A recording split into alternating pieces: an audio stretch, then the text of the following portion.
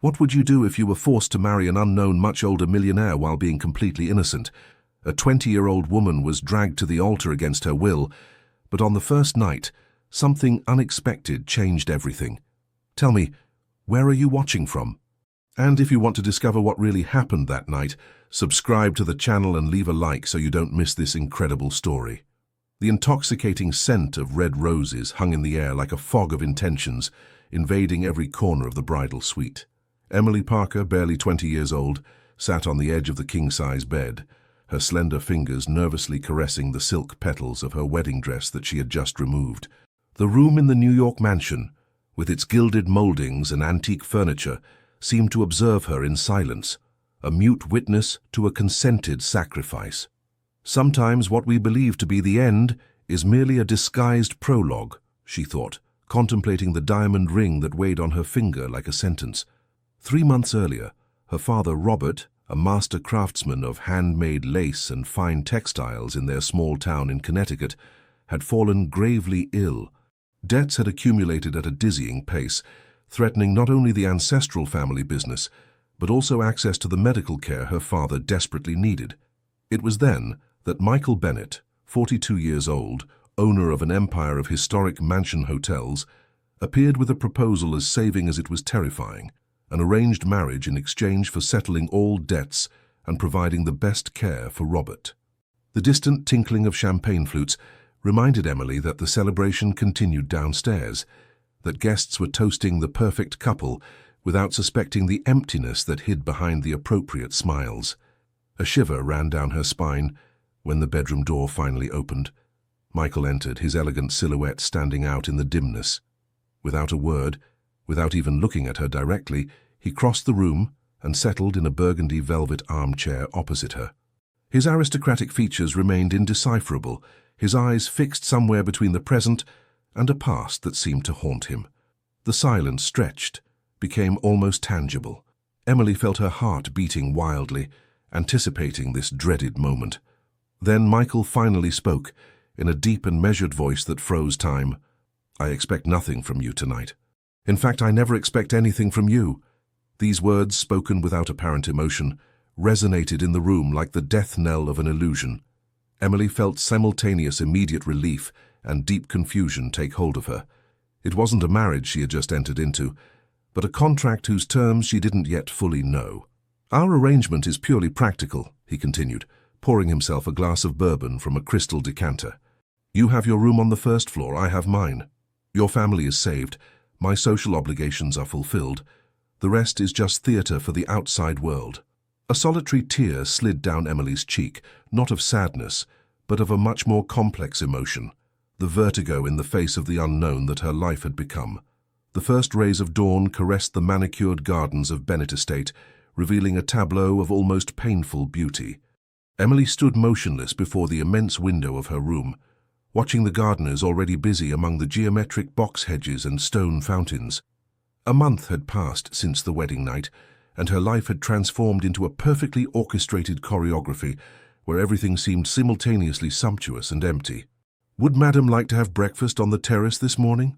asked Martha, the kindly housekeeper who seemed to be the only warm presence in this mansion of intimidating proportions. "Yes, thank you," replied Emily, with a polite smile that never reached her eyes. Routine had settled in like an opaque fog. Michael left at dawn, leaving behind a trail of woody cologne and the discreet sound of his Tesla disappearing down the gravel driveway. He usually returned only at nightfall, sometimes even later.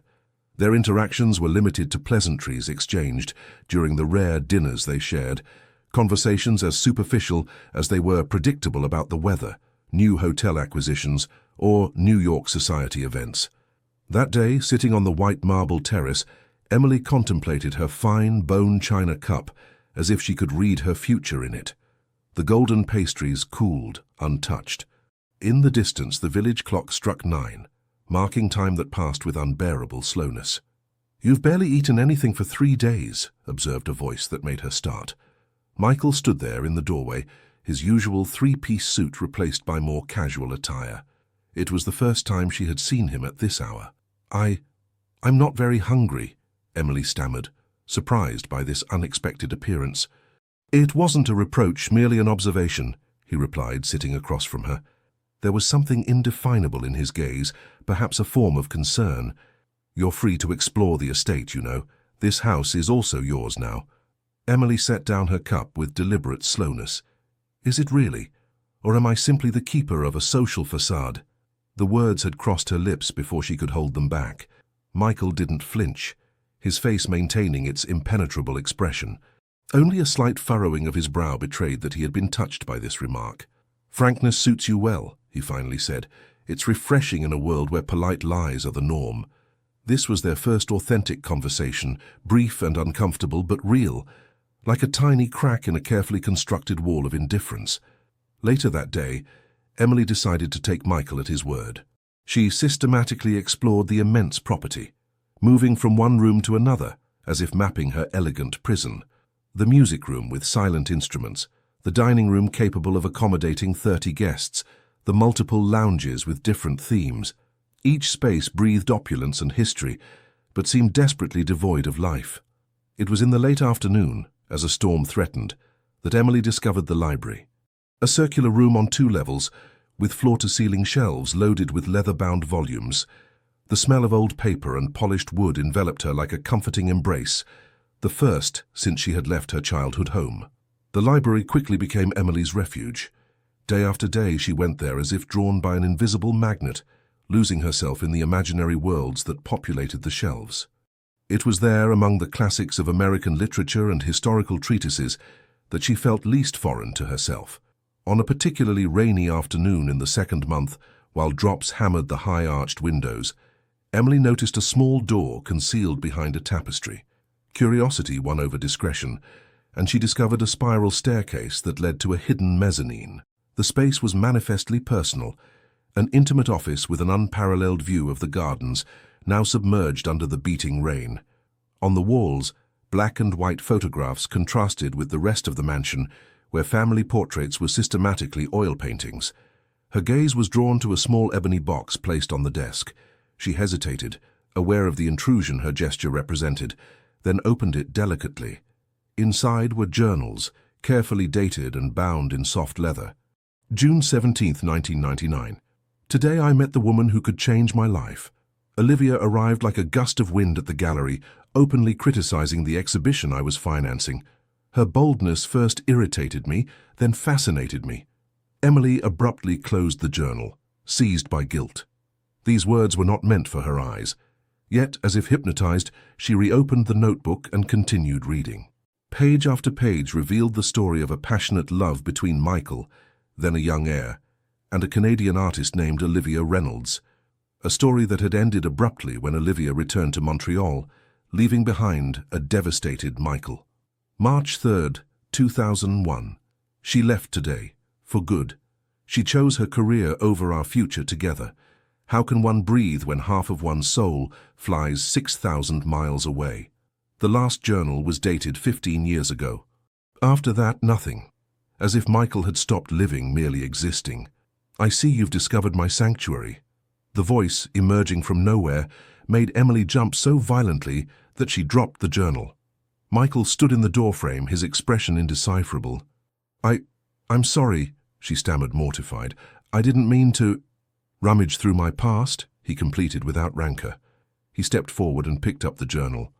Olivia was extraordinary. Too much so, perhaps, to be content with the life I could offer her.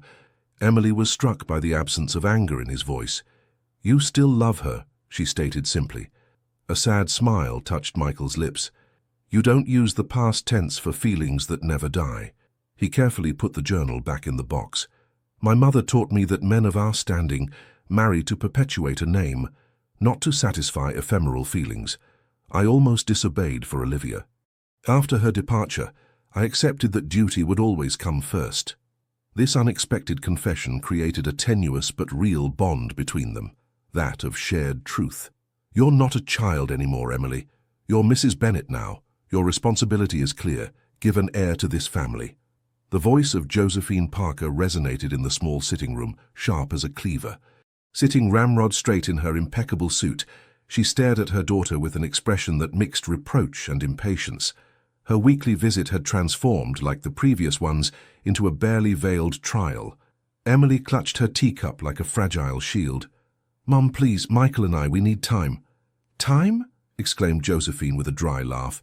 "You married a 42-year-old man, not an indecisive teenager. Time is precisely what you don't have. Your father is worried too, even if he's too gentle to tell you directly." The mention of her father was like a stab wound. Robert was slowly recovering, the expensive treatments financed by Michael gradually taking effect. Guilt seeped into Emily like poison. "How is Dad?" she asked to divert the conversation. "He's regaining strength, thanks to your sacrifice, as he puts it." Josephine's voice softened slightly. "He returned to the shop last week, just for a few hours." The apprentices were overjoyed. A sincere smile illuminated Emily's face at this news. At least something good had come from this situation. After her mother's departure, Emily remained motionless in the garden for a long time, watching the clouds drift above the mansion's roofs.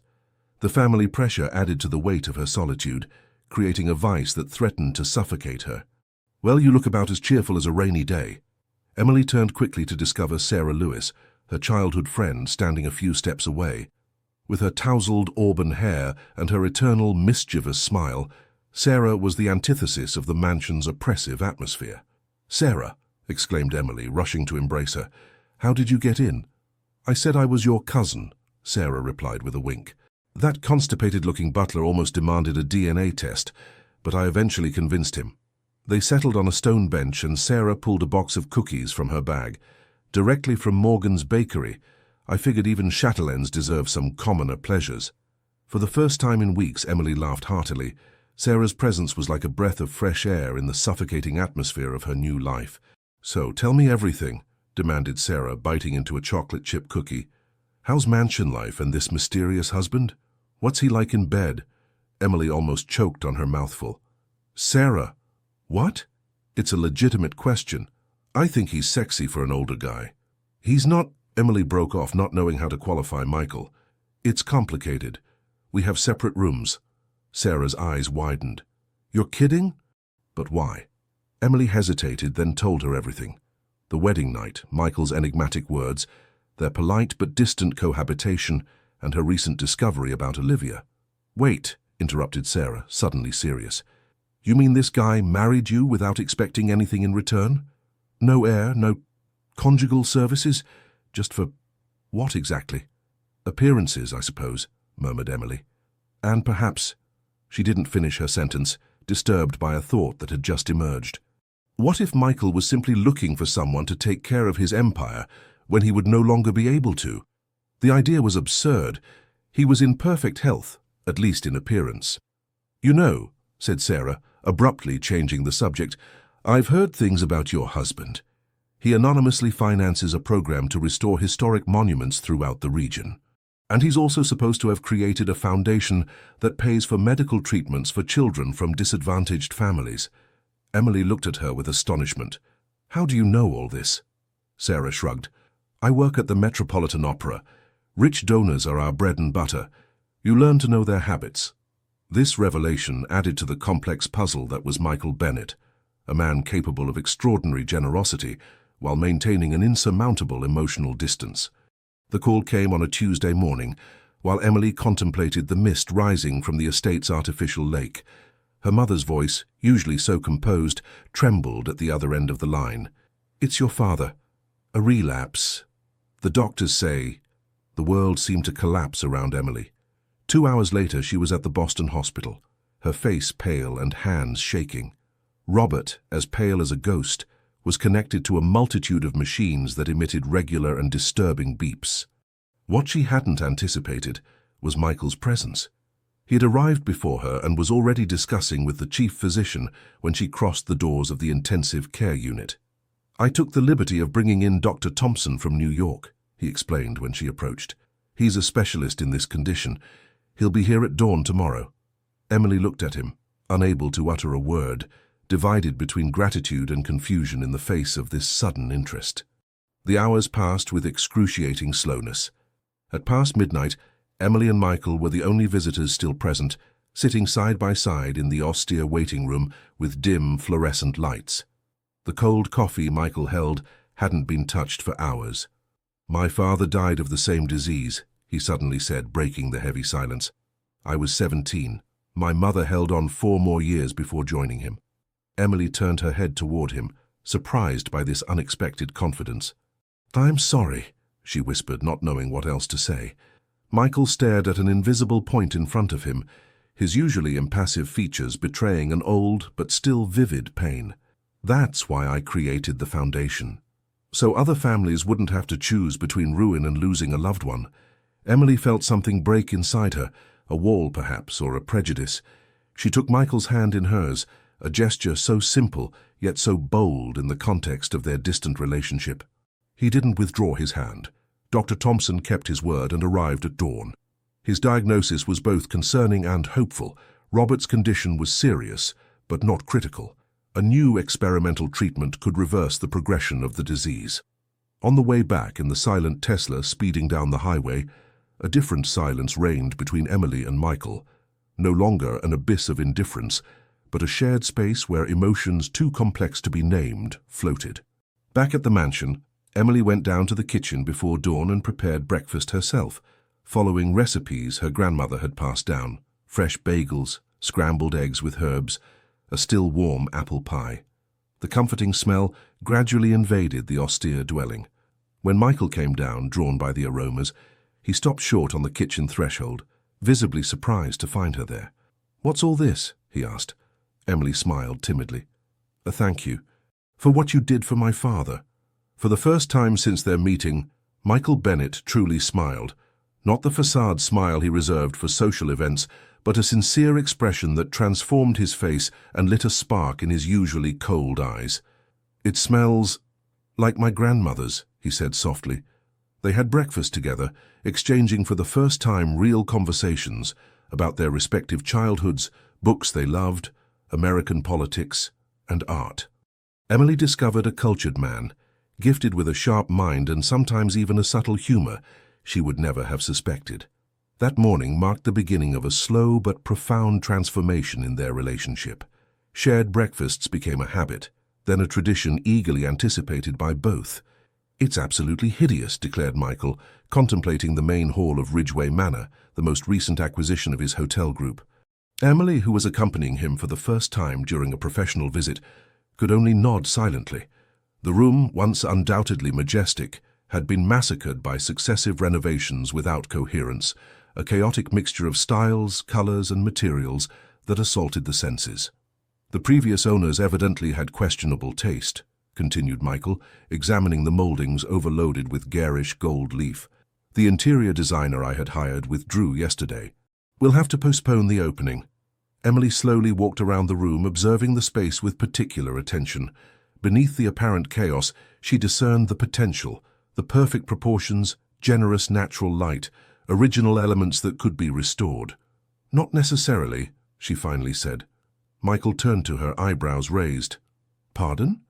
"I think this room could be transformed in 2 weeks, if we approach it correctly," explained Emily, surprised by her own boldness. "We should return to the original spirit while integrating contemporary elements for comfort. Remove all this gilding. Restore the woodwork hidden under this horrible paint." She interrupted herself, embarrassed by her enthusiasm. "Forgive me. Perhaps I'm expressing myself too freely." Michael observed her with a new expression, a mixture of surprise and genuine interest. "Please, continue." Encouraged, Emily developed her vision for the space, evoking colors, textures, lighting. The architecture studies she had abandoned to take care of the family shop had not been in vain. "Why not try?" Michael finally proposed. "Direct the project. You'll have carte blanche for the budget and the team." Emily stared at him, astonished. "Are you serious? I have no professional experience." "Sometimes raw talent is worth more than formatted experience," he replied simply. "And I have the feeling you need a project of your own." The 2 weeks that followed were the most intense and rewarding Emily had known in a long time. She threw herself body and soul into the project, working from dawn until late at night with a team of craftsmen she had personally selected, many of whom came from her native region. Michael followed the progress from a distance, never intervening, according her a trust that surprised and deeply touched her. The day of the inauguration, While the guests, mainly journalists and luxury tourism professionals, marveled at the spectacular transformation, Emily stood apart, observing their reactions with a mixture of pride and anxiety. "You've accomplished a miracle," Michael whispered to her, suddenly appearing at her side. "They're all impressed and they don't even know it's your work." "That's better this way," replied Emily. "I'm not looking for recognition." "Perhaps you should be," he said, handing her a glass of champagne. "You have a gift." That night, on the way back to their estate, a comfortable silence settled in the car. The physical distance between them on the back seat seemed to have reduced, without either of them having made a gesture in that direction. "I'd like to entrust you with the renovation of the East Wing," Michael suddenly declared, his eyes fixed on the night landscape passing by. "It's been abandoned for decades. It would be a more ambitious project over several months." Emily felt her heart accelerate at this proposal. "I would be honored," she replied simply. What she didn't say was that for the first time since her marriage, she had the impression of existing for herself, and not just as a simple element in someone else's life equation. The end of summer approached, bringing increasingly cool evenings. Emily worked late in her improvised studio on the mansion's third floor, finalizing plans for renovating the East Wing. Models and fabric samples spread around her like pieces of a complex puzzle. A dull thud, followed by the crash of breaking glass, made her start. The sound came from Michael's study just below. Without thinking, Emily rushed down the stairs. The study door was ajar. Inside, she discovered Michael on his knees picking up the fragments of an antique vase, his movements unusually clumsy. His face was pale, covered with a fine film of sweat. "Let me take care of that," said Emily, kneeling beside him. Michael jumped, not having heard her enter. "It's nothing, just a moment of dizziness," he mumbled, trying to stand up. But his legs seemed to give way beneath him, and Emily had to support him to the nearest armchair. She had never seen him like this, vulnerable, almost diminished. "I'll call a doctor," she declared, already moving toward the phone. "No." The order was as abrupt as it was unexpected. Michael immediately softened his tone. "I mean, it's not necessary. I've already consulted, it's nothing serious." Emily observed him carefully, noting signs she had missed until then. More pronounced dark circles, slight weight loss, occasional moments when his hand trembled imperceptibly. "You're ill," she affirmed. It was not a question. The silence that followed was her answer. Michael turned his gaze toward the window, where the last rays of sunlight lingered on the park. "How long have you known?" insisted Emily, a knot forming in her throat. 6 months, he finally replied, "before our marriage." The revelation struck Emily like a slap. "And you didn't tell me anything?" "What would it have changed?" asked Michael, his tone suddenly weary. "You had already accepted a difficult enough bargain." "What is it exactly?" Emily struggled to keep her voice steady, fighting against the storm of emotions assailing her. Michael hesitated, then told her everything. A progressive neurological condition, similar to the one that had taken his father. The doctors had given him between 5 and 10 years before the symptoms would become disabling. Then, inexorably, the degeneration would accelerate. "I wanted to put my affairs in order," he explained softly. "Ensure the future of what I've built. Find someone. Someone to take care of your empire when you can no longer do it yourself," Emily finished, finally understanding. "Someone intelligent, reliable, and without mercenary ulterior motives," Michael specified. "I observed how you managed your father's shop during his illness, how you negotiated with creditors, motivated craftsmen, maintained quality despite the difficulties." Emily rose abruptly, unable to remain motionless in the face of this revelation. "So our marriage wasn't just a financial transaction, but also a recruitment? A way to ensure a loyal manager?" "Put that way, it sounds terribly calculating," admitted Michael with a weak smile. "But yes, in substance." Silence fell, heavy with unspoken words. Emily observed this man who was legally her husband, but who until now had remained a mystery. She now saw beyond the mask of indifference, the well-concealed fear, the loneliness, the silent struggle against an invisible enemy. "I understand if you wish different arrangements now that you know," said Michael. "Divorce can be—" "No," interrupted Emily, surprised by her own vehemence. "I don't break my commitments." That night, lying in her bed, Emily cried for the first time since her marriage. not from sadness for herself, but for this man facing a terrifying future alone, who had prepared himself with an almost painful meticulousness for a decline he knew was inevitable. And somewhere amid those tears a troubling realization imposed itself on her. What she felt for Michael was no longer just sympathy or respect. It was something far more dangerous, something she hadn't anticipated in the equation of this arranged marriage. "You'll never guess what I discovered," exclaimed Sarah, sitting down across from Emily on the terrace of the small New York cafe where they had arranged to meet. 6 months had passed since the wedding, and autumn now clothed the capital in golden hues. Emily, who had just finished a meeting with suppliers for the East Wing renovation, was happy for this friendly interlude in her busy schedule. "What?" she asked with a smile, accustomed to her friend's enthusiastic discoveries. Sarah's face suddenly became serious, almost solemn, an expression so rare in her that Emily felt her heart tighten with apprehension. "I've been researching my family," Sarah began, nervously stirring her coffee. "You know I've always wanted to know my father's identity." Emily nodded. Sarah had been raised by her single mother, a modest seamstress who had always refused to name the man who had abandoned her while pregnant. "Well, I've finally discovered who he is," continued Sarah, her voice barely audible. "It's Richard Bennett, Michael's father." The world seemed to stop around Emily. The cafe noises, the car horns on the avenue, everything merged into a distant buzz as the implication of these words imposed itself on her. "You're Michael's half-sister," she finally articulated. Sarah nodded slowly. "Apparently, Richard had an affair with my mother when she worked as a maid at the estate, just before his marriage. When she became pregnant, he sent her away with a sum of money and orders never to return." Emily observed her friend, looking for similarities with Michael she had never noticed before. They were there, subtle, but undeniable. The same jawline, the same way of slightly furrowing her brows when thinking. "Does Michael know?" she asked, dreading the answer. "Yes," Sarah affirmed, a strange light in her eyes. "He's always known." This second revelation was even more destabilizing than the first. Emily reviewed Sarah's visits to the estate, Michael's always courteous but distant welcome.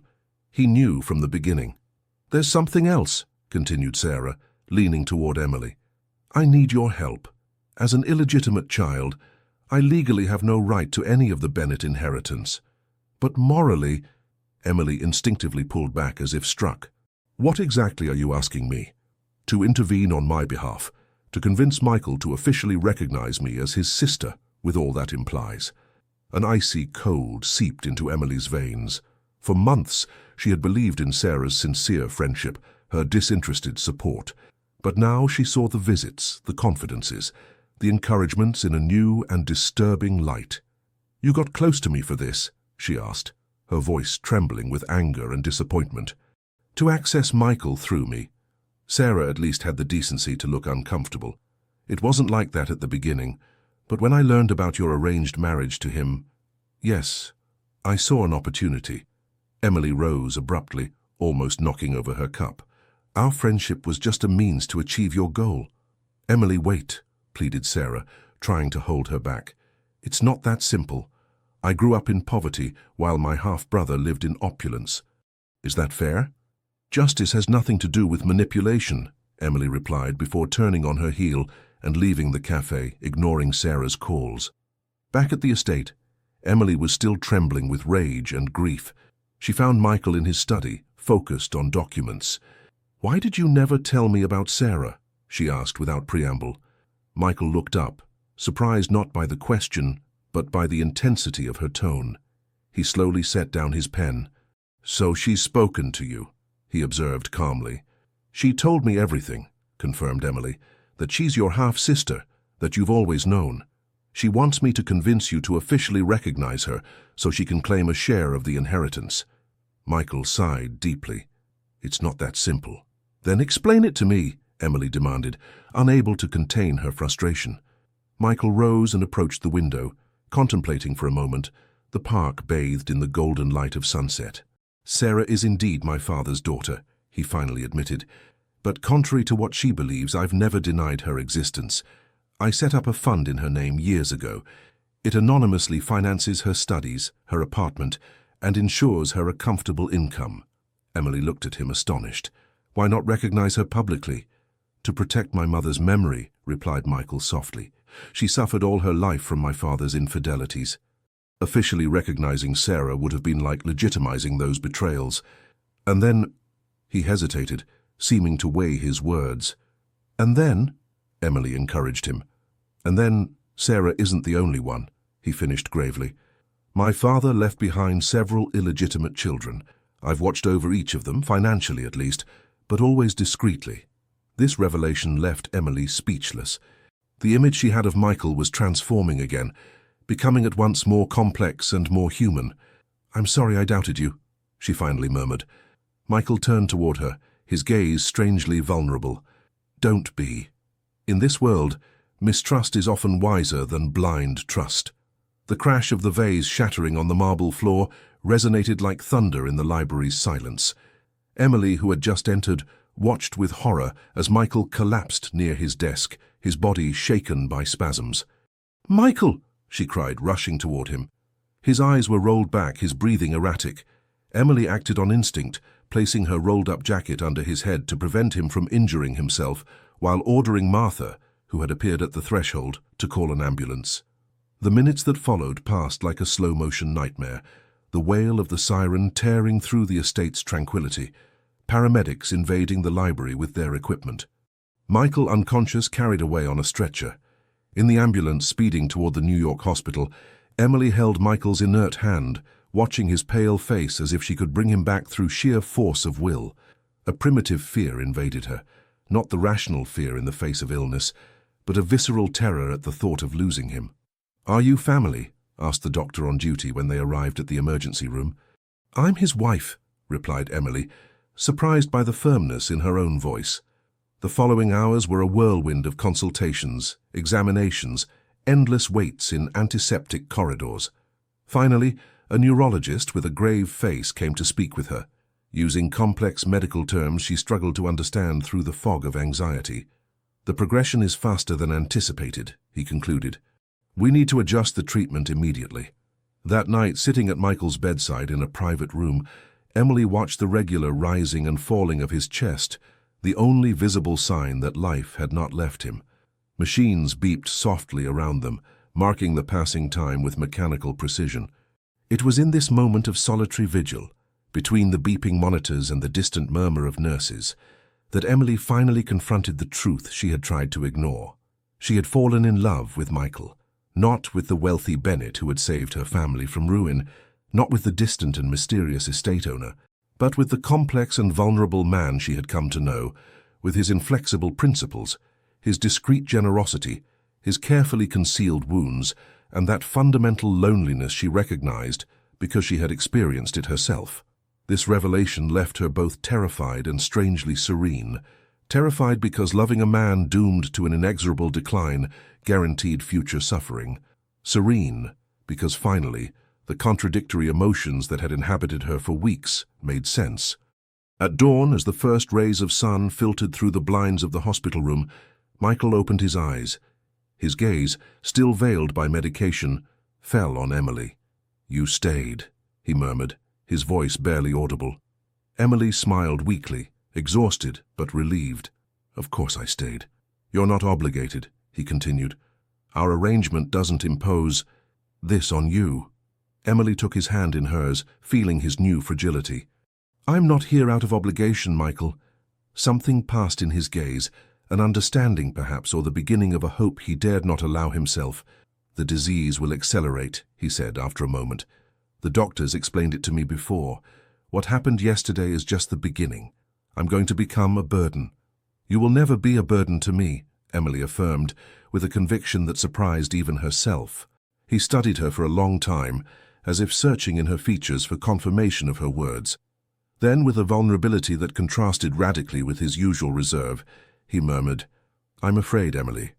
It was the first time he had called her by her first name. Emily leaned over and, following an impulse she didn't try to repress, placed a light kiss on his forehead. We'll face this together, she promised, not as a duty or an obligation, but because that's what people who... She broke off, uncertain if she could pronounce the words that reflected her newly recognized feelings. Who care for each other, completed Michael, a faint smile on his lips. Yes, Emily agreed. Who cared deeply for each other? Mrs. Bennet? Catherine Bennet wishes to see you. She's waiting in the small sitting room. The butler's announcement made Emily freeze as she worked on renovation plans. Michael's younger sister, whom she had met only briefly at the wedding, had never shown the slightest interest in her. Her unexpected visit, while Michael was still convalescing at the specialized clinic in Boston, did not bode well. Catherine stood by the fireplace, elegant and intimidating in her charcoal grey suit. At 40, she shared the same aristocratic presence as her brother, but her harder features betrayed an ambition without the scruples that tempered Michael's. "Emily," she greeted coldly without extending her hand, "I hoped we might have a frank conversation." "I'm listening," replied Emily, refusing to be intimidated in her own home. Catherine pulled an envelope from her bag and placed it on the coffee table. "Some documents have come to my attention, documents suggesting that your marriage to my brother might not be valid." Emily felt her blood freeze. "What do you mean?" "It appears Michael omitted mentioning certain details of his past," continued Catherine with a smile that didn't reach her eyes, "particularly a prior relationship that could constitute a legal impediment." Emily opened the envelope with a hand she struggled to keep steady. It contained photocopies of various documents, letters, contracts, what appeared to be a certificate. "This is ridiculous," she declared after a quick examination. "These documents prove nothing." "The courts might have a different opinion," replied Catherine, "but I'm not here to threaten you, merely to propose a solution." Emily straightened, suddenly aware of the true stakes. "You want control of the hotels. That's why you're here." A flash of surprise crossed Catherine's gaze, quickly masked. "I want to protect the family legacy. My brother is no longer in a condition to manage a hotel empire, and well, you're an outsider who took advantage of his vulnerability." Anger rose in Emily, sweeping away her initial apprehension. "I didn't take advantage of anything, and Michael is perfectly capable of making his own decisions. For how much longer?" The question, deliberately cruel, hung in the air like venom. "Let's be pragmatic, Emily.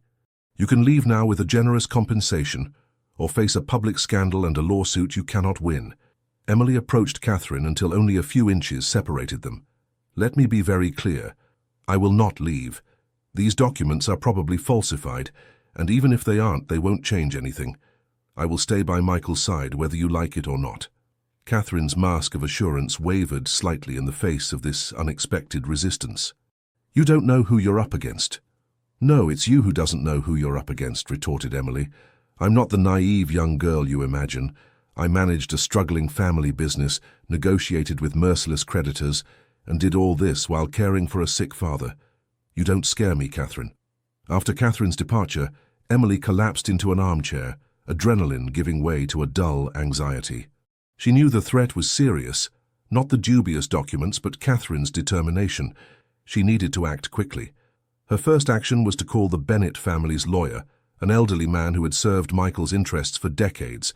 He listened to her attentively, then promised to examine the situation. The next day, Emily went to Boston to see Michael, determined to tell him about Catherine's visit, despite the doctor's recommendations to avoid any stress. She found him sitting in the clinic's garden, more alert than she had seen him since his seizure. The experimental treatment seemed to be producing positive effects, at least temporarily. "Catherine came to see me," Emily announced, without preamble after sitting down beside him. Michael didn't seem surprised. "I expected that. What did she offer?" "Money in exchange for your departure." "Among other things," confirmed Emily. "She claims to have documents that would invalidate our marriage." A bitter smile formed on Michael's lips. "My sister has always been creative in her quest for power. These documents are certainly falsified." "I suspected as much," said Emily, "but she won't stop there." Michael took her hand, a gesture that had become natural between them lately. "You don't have to face this. You could accept her offer, regain your freedom. Your father is better now, the shop is saved." Emily squeezed his hand tighter. "I'm not leaving, Michael, not now, not like this." "Why?" he asked softly, his gaze seeking hers. "Our arrangement has fulfilled its purpose. You owe me nothing more." Emily took a deep breath, knowing her answer would irrevocably change their relationship. "Because it's no longer an arrangement for me. Because I care for you. Much more than I thought possible. The confession floated between them, fragile and powerful at the same time. Michael brought Emily's hand to his lips, a gesture of unprecedented tenderness. Then we'll face my sister together, he said simply. The immense salon of the ancestral Bennett estate, located in the heart of the Hamptons, was plunged into a tense silence. Around the long mahogany table, expressions varied from surprise to indignation, with a manifest embarrassment. Emily, seated next to Michael, who presided over the meeting, observed the faces of the lawyers, accountants, and family members. Facing them, Catherine displayed a facade of confidence that was beginning to crack.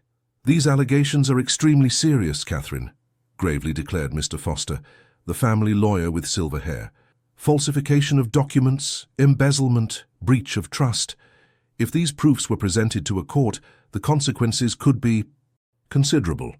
The proofs in question were the result of a meticulous investigation conducted by Emily. In examining the account books of the various hotel estates, she had discovered troubling anomalies: substantial sums diverted to offshore accounts, fictitious contracts with non-existent providers, work invoiced but never completed. Catherine, who managed part of the properties, had systematically pillaged the family business for years while accusing Emily of being an opportunist. "This is ridiculous," protested Catherine, but her voice lacked conviction. "These documents are taken out of context. Michael, you're not going to believe these lies." Michael, paler than usual but impressively calm, pushed toward his sister a folder containing bank statements that proved her misappropriations. "I would have preferred not to have to believe these proofs, Catherine," he said softly. "But the facts are there. You've stolen not only from the company, but also from our common heritage." "Why?" Catherine's mask finally broke. "Why?" she repeated with a bitter laugh. "Because you've always had everything. The estate, mother's love, father's trust, even when you refused to follow his plans for you. And me? I was always second, the alternative if you failed. I worked twice as hard for half the recognition." Her voice broke on these last words, finally revealing the deep wound that had fueled her resentment for decades. A heavy silence followed this explosion. Emily observed Michael, whose face reflected a sincere sadness. It wasn't anger or betrayal that dominated his expression, but a form of regret, that of not having seen his sister's suffering. "We should have had this conversation years ago," he finally said. "I failed in my role as a brother, Catherine. I was so preoccupied with my own demons that I didn't see yours." This unexpected admission seemed to disarm Catherine more effectively than all the accusations. For the first time, Emily saw tears shine in the eyes of this woman she had believed unshakable. The meeting ended, without the legal proceedings the situation would normally have required. Michael instead proposed an arrangement. Catherine would reimburse the diverted sums, would resign from her functions in the company, but would retain her legitimate share of the inheritance. In exchange, the matter would remain private. "Are you sure you want to forgive her so easily?" asked Emily when they were alone late that evening, in the library where a comforting fire crackled.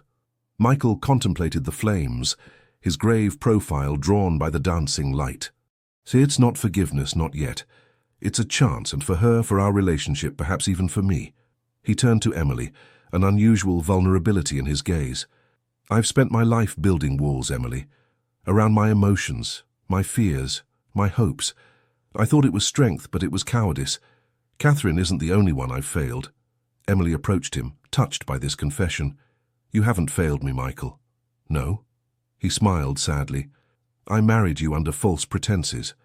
I offered you a golden cage instead of a life. A cage of which you've always left me the key," replied Emily softly. "You've never imprisoned me, Michael. You've given me a chance to discover who I truly am, beyond expectations and obligations." This realization struck her with the force of evidence. The arranged marriage that should have been her prison had become, paradoxically, the space where she had discovered her own strength, her talents, her ability to face adversity and make her own choices. Michael looked at her for a long time, as if truly seeing her for the first time.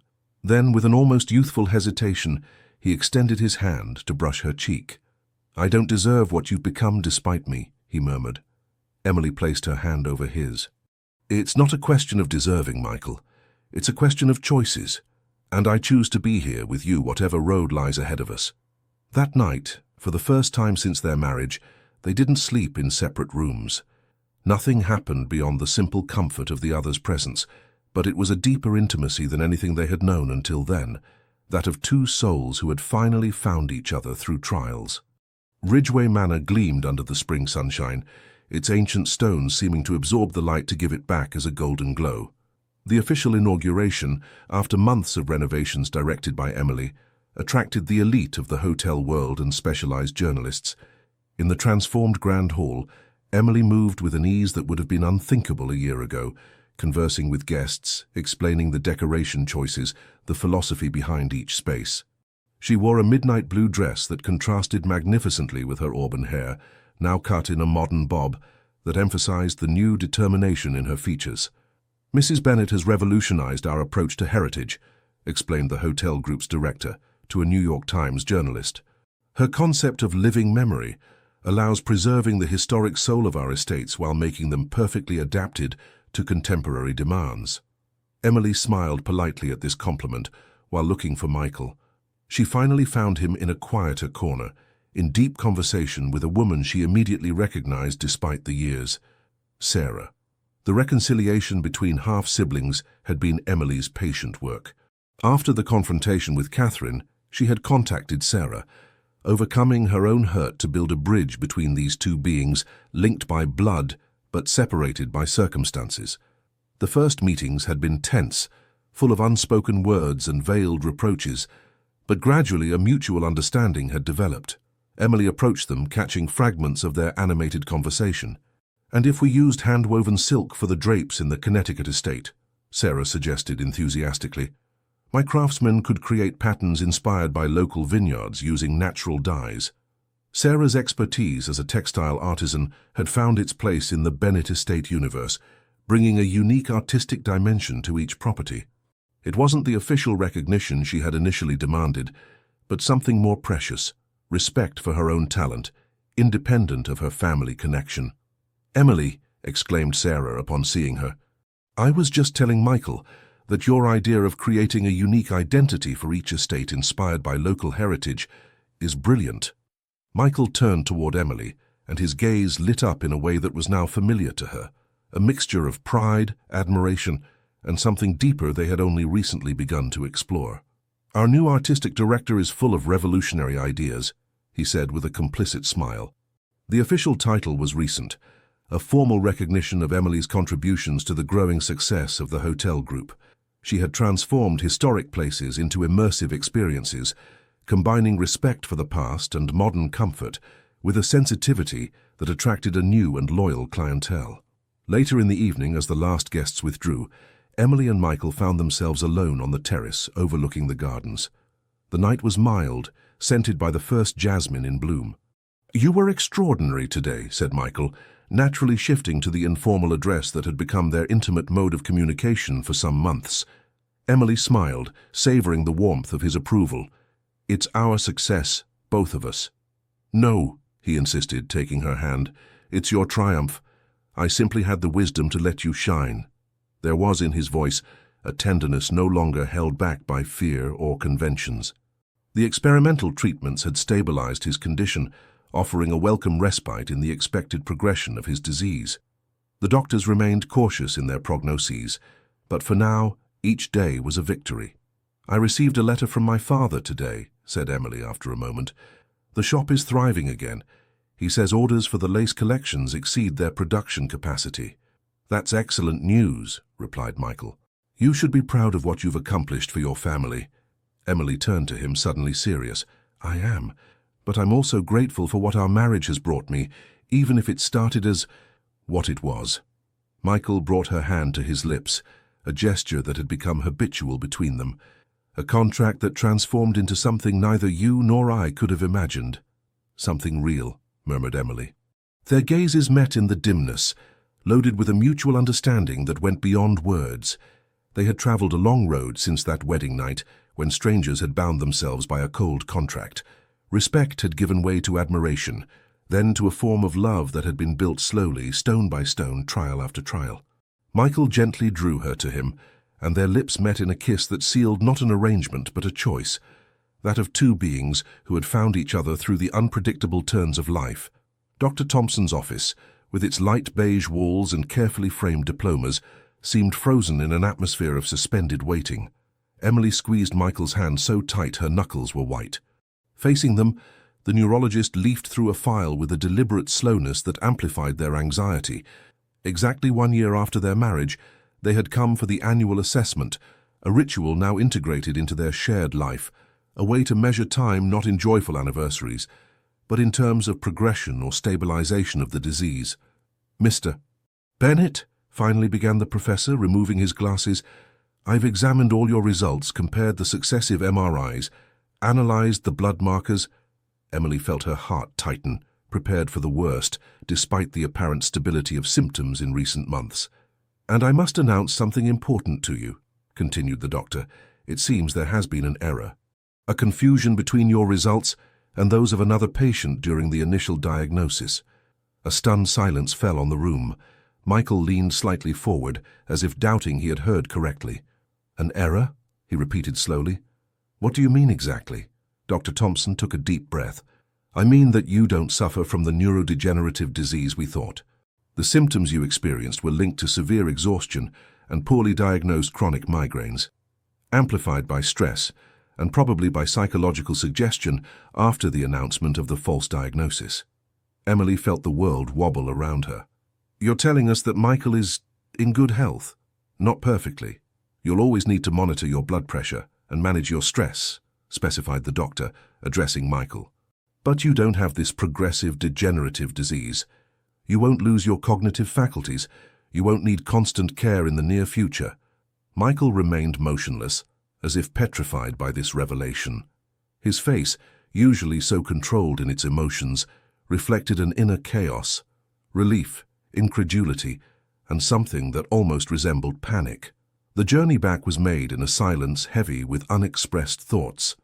Emily drove, casting anxious glances toward Michael, who contemplated the landscape without seeming to see it, lost in a labyrinth of reflections. It was only once they arrived at the estate, in the intimacy of the library that had become their common refuge, that the emotional storm broke. "Everything was based on a lie," said Michael, his voice barely louder than a whisper. "Our marriage, our life together, everything rested on a medical error." Emily looked at him, her heart painfully beating in her chest. "It wasn't a deliberate lie, Michael. You sincerely believed—" "I built my entire strategy around this condemnation," he interrupted her, pacing the room like a caged lion. "I married you thinking I needed someone to preserve what I had built when I could no longer do it. I made decisions, reorganized my entire life." He stopped abruptly, turning to her with a tormented expression. "And you agreed to marry a man you believed condemned. You sacrificed your youth, your chances to know a true love." Emily approached him, instinctively feeling that this moment was crucial, that the words they would exchange now would define their future. "Michael," she said softly, "look at me." He raised eyes haunted by doubt toward her. "Our marriage may have begun as an arrangement based on an erroneous premise," she continued. "But what we've built since then, the trust, the respect, the affection, this has nothing false about it." She took his hands in hers, searching for the right words to express what she felt. "I don't feel trapped or sacrificed. On the contrary, I feel freer, more fulfilled than I've ever been. You've given me the space to discover who I truly am, to develop my talents, to grow." Michael slowly shook his head, as if he dared not believe what he was hearing. "But now, everything is different," he insisted. "I'm not dying. You don't need to stay out of duty or pity. You could have a normal life with someone your age, someone who—" "Do you want me to leave?" Emily asked directly, her heart suspended on his answer. A heavy silence settled between them. Michael closed his eyes for an instant, as if searching within himself for the deepest truth. "No," he finally admitted, his voice barely audible. "I don't want you to leave. I love you, Emily. Not as a man preparing to die, but as a man who hopes to live. With you, if you're willing." These words, so long held back, seemed to free something in him, the last barrier he had maintained around his heart. Emily felt tears of relief flow down her cheeks. "I love you too, Michael. Not out of duty or compassion, but for the man you are, with your strengths and weaknesses, your past and your present. That night, in their rooms now joined into a spacious suite, they made love for the first time, not as a husband and wife bound by a contract, but as two beings who freely chose each other, with the acute awareness of the fragility and beauty of what they had found in each other. As Emily fell asleep in Michael's arms, a strange and comforting thought crossed her mind. Sometimes the greatest happinesses are born from the most improbable mistakes.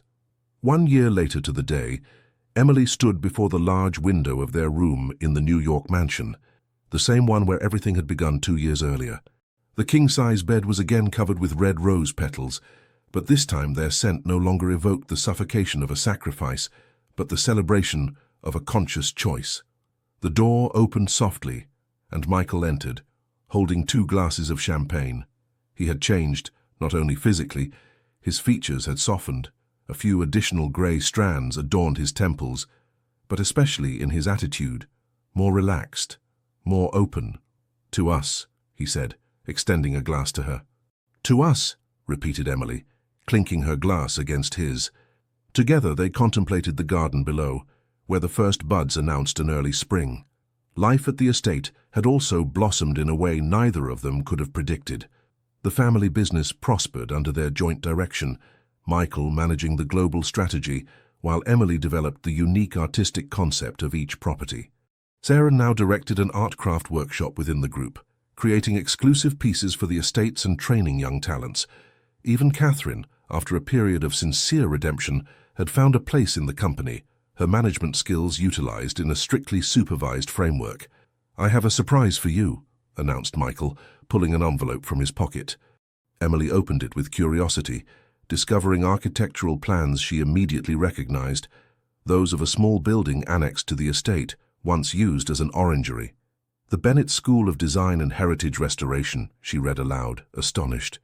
"What is—" "Your school," explained Michael, his eyes shining with excitement. "A place where you can teach everything you've learned, train the next generation of talents who will know how to preserve our heritage while bringing it to life." Emily contemplated the plans, moved beyond words by this gift that recognized not only her skills, but also her passion for transmission. "It's perfect," she whispered. "Thank you for believing in me like this." Michael gently caressed her cheek. "It's you who taught me to believe again, in the future, in the possibility of happiness, in the idea that the most beautiful endings can be born from the most uncertain beginnings." Emily set down her glass and embraced her husband, savoring the warmth of his body against hers. So many things had changed since that first night when they had stood in this same room, separated by an abyss of uncertainties and unspoken words. "You know," she said thoughtfully, "my grandmother always said that the most fragrant roses are those that grow in the most difficult soils." Michael smiled at this image. "Our garden has certainly had its share of storms." "And yet, look at what has blossomed there," murmured Emily, nestling against him. In the distance, the life of the estate followed its course.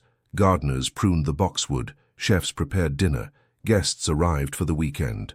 But in this room, time seemed suspended, offering Emily and Michael a moment of perfect intimacy, where the past, present, and future merged into a simple and profound certainty.